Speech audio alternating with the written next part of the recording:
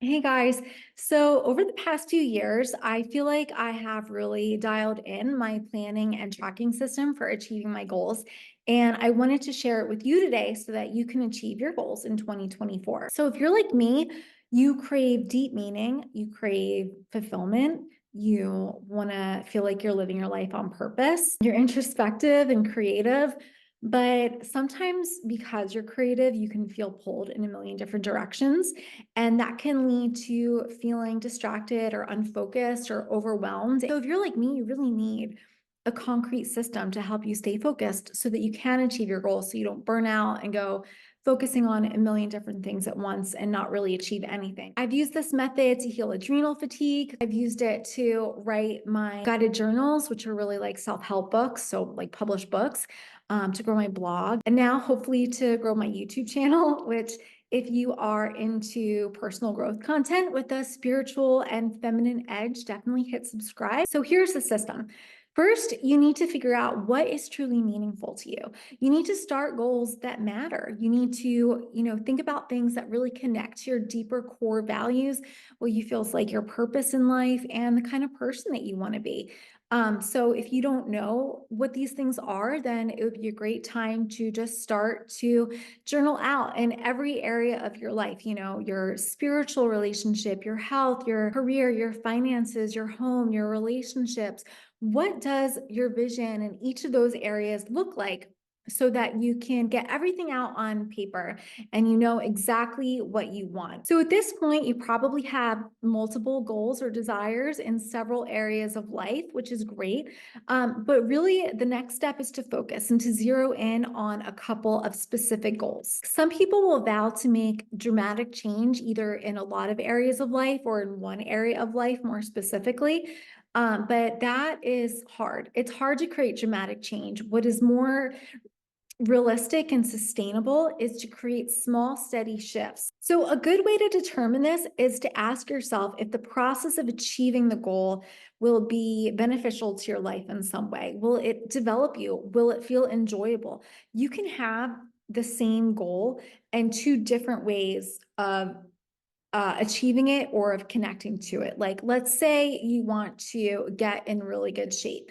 A less meaningful reason to get in really good shape is so that you could impress people on your vacation or whatever, which, I'm not above said goals.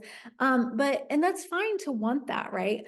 But it's not going to keep you going, on those hard moments when I don't know, you don't feel like working out, but you know that you need to achieve your goal. So you need to have something deeper, right? Something that is actually meaningful to you.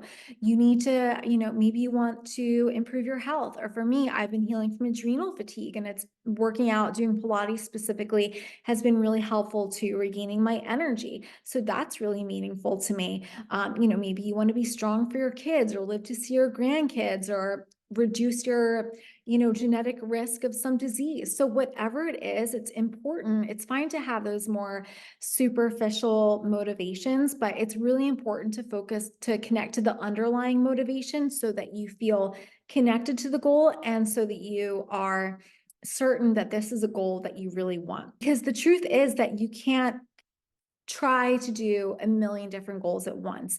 It is much more effective to focus. And the reason for that is simply because you need to be in like a relationship with your goals, because achieving your goals is not a linear process. There's going to be ups and downs. There's going to be times where you are not making progress either because your efforts aren't yielding good results or because you're not able to be consistent in your effort for whatever reason. And when those times come, you need to be able to say, what's going on here? What do I need in order to become consistent in my efforts? What do I need to change in order to create a better outcome?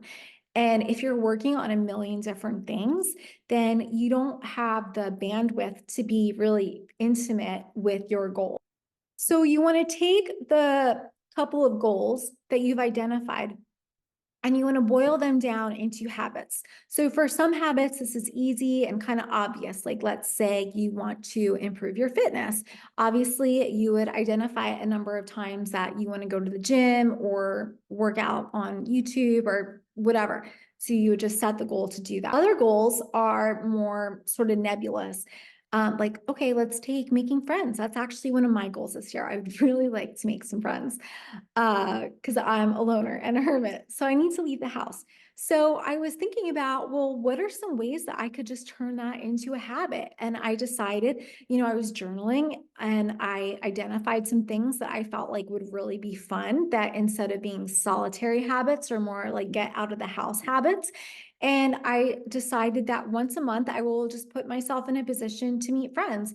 There's like a baking class at a French pastry place that I would like to take, things like that. And if I know that if I can't control who I meet, right? I can't control who I connect with, but I can control the number of times that I'm putting myself in situations to reach my goal. So that's what I'm focusing on, what I can control. This month, some other goals that I had, I want to increase my confidence and equanimity. So, I'm doubling down on, I have like a set of daily habits that I do for health. So and sometimes I'm good most of the time, but some habits I'll just like let slide when I get busy.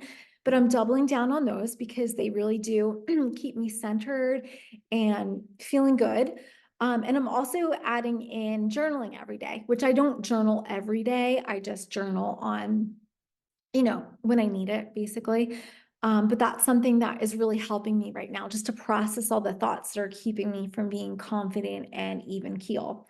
Whatever your goal is, you can find some way to incorporate it in your day in the form of a habit, because if you don't do it that way, it just simply won't get done. So it sounds really silly and obvious, but these things really just don't happen unless you take the time to really think about it and be intentional about what you want to achieve and then the goal that you want to achieve, and then identifying the habit. So the next step is to track your habits. And if you're like, oh, I don't really need to do that, I can just do the habit, and you're doubting it, let me tell you, all right, I used to think it was so dumb. I'm a type A person, but I'm still not really the type to, I don't know, it just didn't really seem like it would make that much of a difference. But when I was healing from adrenal fatigue, I identified like 5 or so habits that I felt like would be really helpful to just heal my body and get back into balance and regain my health. So I started to track my habits, and it's been honestly transformational. It was always really difficult for me to maintain good habits. But there's just a sense of, first of all, when you write the habit down, you're committing to it. These are the habits that I'm going to commit to this week. And then when you check that little habit off, it's just amazing how victorious it feels. And then at the end of the week, you can look back and say, wow, this one habit I didn't really do that great of a job on. How can I shift that? What do I need to shift in my schedule? What do I need to do to make this happen? So instead of feeling defeated or really beating yourself up about it, it's just an opportunity to, again, sit back and evaluate and ask yourself how you can improve so you can actually achieve your goals. Think about New Year's resolutions and how many people give up on them just a couple weeks or a month into it. And it's like, what would happen? Because they, maybe stop or don't do the habit for a couple of days, and then they just think, oh, there's just no use in continuing at all. But what would happen if they just wrote that habit down and then they looked and they said, oh, I wasn't really that great at doing that habit. I kind of fell off. What would happen if they wrote that habit again the next week? And maybe they did it one more day than they would have. Or maybe they didn't even do it one more day, but they thought about it more than they would have. And then the next week, and then the next week, and then the next week. And continuing on in that way, if you just keep recommitting rather than letting yourself off the hook and saying, well, I'm not good at maintaining habits, or I can't make this change. If you just keep recommitting, you'll be amazed at the progress that you can make in your life. And you start to think of yourself as someone who can just create these lifestyle changes, and as someone who can achieve these goals. You start feeling more confident. You start having a sense of self-trust. It's totally life-changing. And then obviously it helps you achieve your goal, but it's also about the process and who you become along the way. And eventually, no matter how recalcitrant you are when it comes to creating lifestyle changes, you will make the changes. And it doesn't matter if it takes years, because if you give up, it's not going to happen at all. So that's why the final step to achieving your goals in 2024 is to frequently reevaluate and recommit. I'll just take you quickly through the whole process of how I do that. So it starts out obviously with identifying my vision in every area of life. And then each month I just connect in, I pick a main intention for the month and then 3 goals for the month. So each week, each month at the end, I go back and review and I ask myself, how did things go? What did I learn? What could I do better? And then at the beginning of the week and month, I just ask myself kind of beginning questions. What are my hopes and goals this week? What do I really want to create? How can I support myself in creating that? My weekly goals might be more action oriented, like do this, do that. Whereas my monthly goals are more like, work out 3 times or 4 times a week, or, recommit to meal prep. A lot of times, month to month, my goals don't really change that much. I might go from working out 3 times a month or a week to working out 4 times a week. And that might seem boring, but the truth is that achieving your goals is boring. It's all about consistency. Consistency creates progress, and if you chase excitement, I used to chase a lot of excitement and feel like, oh, I want chaos in my life, or I want things to always be changing, but it just really doesn't end up helping you build to anything. It can maybe feel like you're building, but it doesn't. For me, it led to pretty bad burnout, actually. So it's about embracing being boring, really, and realizing that when you embrace that, that's what gives you the platform to realize your dreams. And it's just amazing how even recommitting to the same goals every month, you just keep deepening into that. You learn more about yourself, the process of achieving your goals, you learn more about yourself. And if you want a tool to help you through this process that I just laid out, you will love the most meaningful year. In the most meaningful year, you'll first review 2023 before setting a beautiful vision for 2024 in 7 key areas of life with optional vision boards. Then each month, you'll explore soulful journal prompts to set a monthly intention and 3 goals tied to your big vision. Each week, track your habits and watch your momentum build. Take some time at the start and end of each week to connect your heart with more soulful journal prompts.